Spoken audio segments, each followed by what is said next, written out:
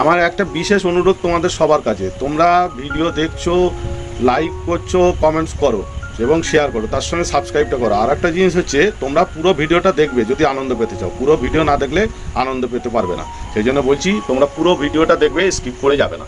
এবার ভিডিওটা শুরু করছি। ও বৌমা গো, কি বদমাইশ হয়েছে তোমার এই নাতি নাতনিগুলো। আমাকে কালকে জ্বালিয়ে মেরেছে গল্প শোনবার জন্য। ওর মা ডাকলো বলেই তো আমি বাঁচলাম গল্প থেকে, নাহলে ঘুমোতেই যেতে পারছিলাম না। আর কাল দুপুরে তো শোয়া হয়নি, এত ঘুম পাচ্ছে তোমায় কি বলবো। শেষে ওর মা খেতে ডাকলো, ব্যাস গল্পটা বলা বন্ধ হলো। আর আমি তবে ঘুমোতে যেতে পারলাম দুটো খেয়ে। তোমার নাতি নাতনিগুলো গল্প শোনার জন্য আমার মাথা খারাপ করে দেয়। মা আপনি আছেন বলেই তো আমার বাঁচোয়া। ও আপনাকেই ধরে গল্প শুনবার জন্য, নাহলে তো আমার মাথা খারাপ করে দিত। যাক তবু ভালো, বড় মার কাছেই যত বায়না, আমার কাছে অত বায়না করে না। বাবা ভালোই লাগে না সত্যি বাবা। এই দেখ সপ্তাহ 7টা দিনই পড়াশোনা পড়াশোনা পড়াশোনা। কেন রবিবারে একটু পড়াশোনা না করে খেলাধুলা, শুধু খেলাধুলা, খাওয়া দাওয়া, ভালো মন্দ, তাই না শুধু খালি পড়তে বসে। আর দেখ আমাদের বাড়িতে না অনেকদিন কেউ আছেও না, বেশ কেউ এলে পড়াশোনাটা বন্ধ থাকে। কি বল বুদ্ধু দাদা? এটা ঠিক কথা বলেছিস সত্যি। রবিবারটা যদি শুধু খেলার জন্য ছুটি থাকতো, শুধু খেলা আর খেলা, পড়াশোনা যদি না থাকতো কি আনন্দ হতো। আর সত্যি আমাদের বাড়িতে না অনেকদিন বেশ কুটুমজন আসেন, বেশ ভালো হয় বল। পড়াশোনাটাও বন্ধ থাকে, তাদের পেছন পেছন দৌড়াও হয়, আর বাচ্চারা এলে তো তাদের সঙ্গে খেলেই সময় কেটে যায়। আর বেশ ভালো মন্দ বাড়িতে রান্নাও হয়, আর সেগুলো বেশ আনন্দ করে খাওয়াও হয়। হ্যাঁ, তোরা শুধু ওই কর, পড়াশোনা না করলে বড় হবে কি করে? নিজেরাও পড়ছিস না আর আমাদেরকেও পড়তে দিচ্ছিস না। হ্যাঁ রে রিকি দিদি, ঠিকই বলেছিস। এই গুড্ডু আর রিক শুধু রোজ পড়তে বসে বক বক বক বক করে মাথা খারাপ করে দেবে। নিজেরাও পড়বে না আর আমাদের পড়তে দেবে না। আর তারপর যখন জেম্মা এসে আমাদের পড়া ধরবে, তখন এদের জন্য তো আমাদের পড়াটা হয়ে ওঠে না। তখন আমরাও মার খাই আর ওরাও মার খায়। ও বদ্দি ভাই, কি রান্না করবো বলো তো? আর কি আনাজ কোটা হবে একটু বলে দাও। এই রবিবার হলেও যেন চিন্তা, কি রান্না করবো আর কি আনাজ করবো। এই তুমি একটু না বললে না আনাজ ঠিক করতে পারছি না, বলে দাও তো। হ্যাঁ রে মেজো, ঠিকই বলেছিস। সত্যি রবিবার হলে যেন বেশি চিন্তা হয়। রোজের তো এই অফিস যাবার তারা তার রান্না, আজকে রবিবার তাও কি যে রান্না করব সেটাও চিন্তা। আর দেখ রবিবারে তো দাদাদের মতন যদি আমাদেরও ছুটি থাকতো ভালোই হতো। আর জানিস তো মেজো, কালকে না আমার বোন ফোন করেছিল, একদিন আমাদের বাড়ি আসবে বলেছে।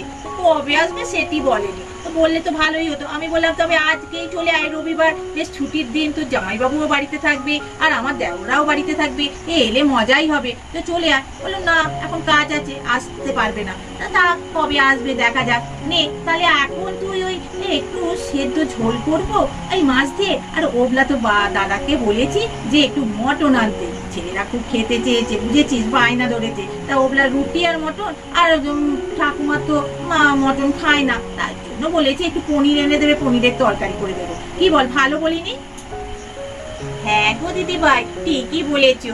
হ্যাঁ হ্যাঁ, এগুলা একদম সেদ্ধ ঝোল ভাতি করে ফেলো, আর ওগুলা তো মটন খাওয়াই হবে। নাও নাও রান্না করে ফেলো তো তাড়াতাড়ি, দিয়ে তারপর গল্প করবো ঠাকুমা আর মায়ের সঙ্গে।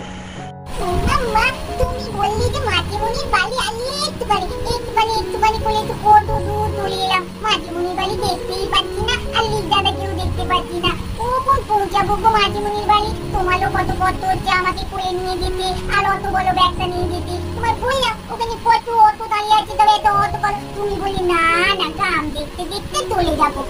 এতটা তোমারই তো কষ্ট হচ্ছে আমাকে এতটা নিয়ে আসতে। চলো চলো তাড়াতাড়ি চলো তো, লিক দাদার সঙ্গে গিয়ে কত খেলা করবো। ওরে বাবা, আমার সোনামে কত বোঝে আমার কথা।